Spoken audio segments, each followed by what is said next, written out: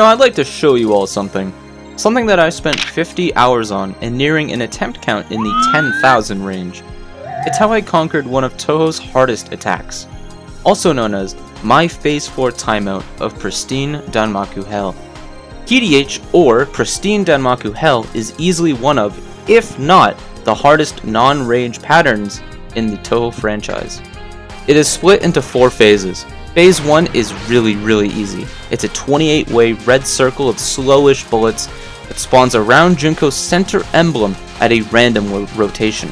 Sometimes it spawns a little bit lower, but the nature of the spawning makes most of the bullets that you see from the reds move straight down, but sometimes they do move slightly angled. After about 7 business days of shooting, seriously, this thing has so much health. Phase 2 starts. Now, Junko will fire 2 at a time, slightly slower, 10-way rings of purple bullets with a random rotation. These will spawn further away from Junko on the horizontal axis, but still, Phase 2 is basically free. Phase 3 is where it really begins. Junko will now fire, say it with me guys, 2 at a time, far faster 52-way rings of blue bullets with a random rotation.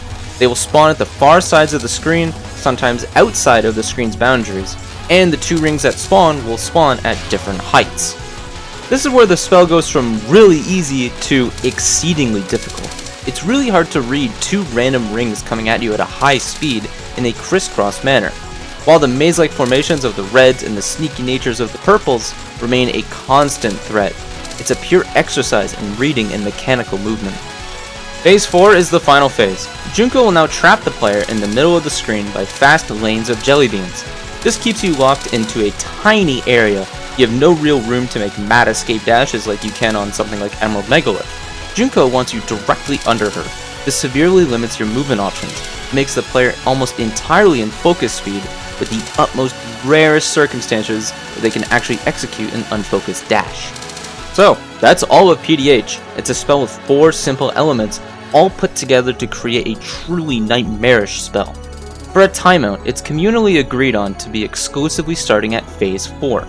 The timer will last for 120 seconds, so that's 2 minutes of pushing your dodging and reading to its limit. And let me tell you, that 120 seconds feels like 360. Without further ado, here is my full PDH timeout.